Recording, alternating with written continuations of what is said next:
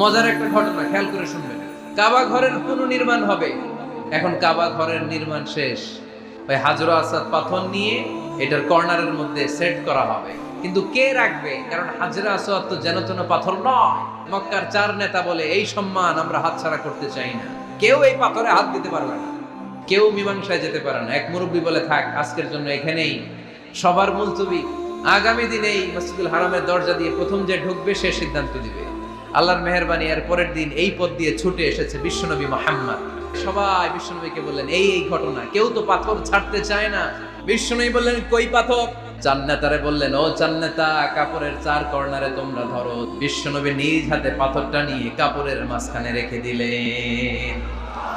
এবার বিশ্বনবী আগে আগে যায়, কাবার কাছে যে বিশ্বনবী আবার নিজ হাতে পাথরটা তুললেন, আবার নিজ হাতে কাবার ভেতরে রেখে দিলেন। পড়েন সুবহানাল্লাহ।